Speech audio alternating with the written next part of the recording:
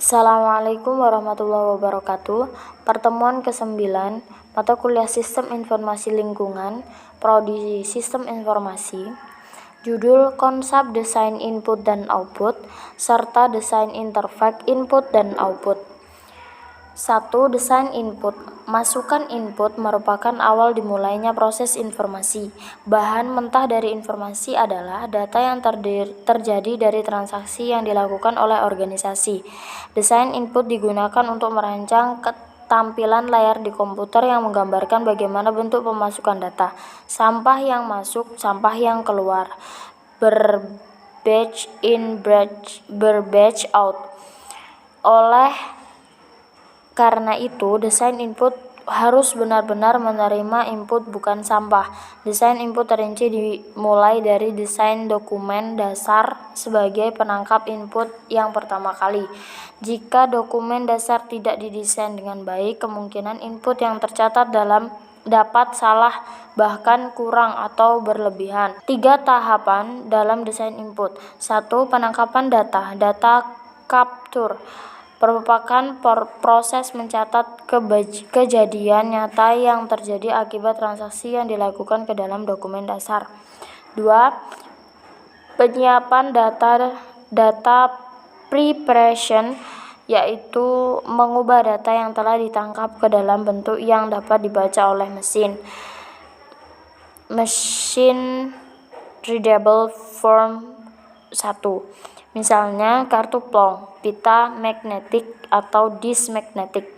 3. Pemasukan data entry merupakan proses membacakan atau memasukkan data ke dalam komputer.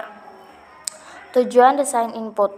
Tujuan penting mendesain input adalah untuk menangkap dan mengubah data ke dalam format yang sesuai pada komputer. Tujuan dari mendesain input yang baik yaitu agar diperoleh 1. Efektivitas, 2. Ketelitian, 3. Mudah digunakan, 4. Konsisten, 5. Kesederhanaan, 6. Menarik, serta kualitas dari sistem input merupakan kualitas sistem output. 2. Desain output.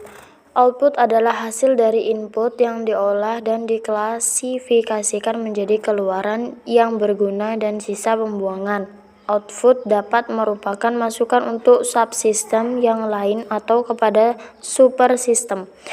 Misalnya untuk sistem komputer, panas yang dihasilkan adalah keluaran yang tidak berguna dan merupakan hasil sisa pembuangan, sedangkan informasi adalah keluaran yang dibutuhkan. Bentuk dari laporan yang dihasilkan oleh sistem informasi yang paling digunakan adalah dalam bentuk tabel dan bentuk grafik atau bagan.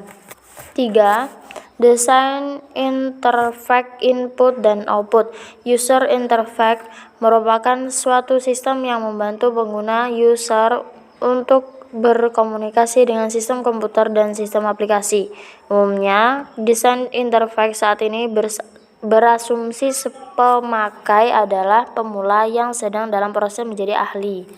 Desain antarmuka perlu memperhatikan faktor pemakai, faktor human engineering, dialog, dan istilah. Tipe user interface natural language interface. 1. Question and answer interface.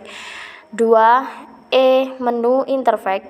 3. Form fill interface. 4. Commanded language interface. Graphical user interface GUI. Permasalahan desain user interface.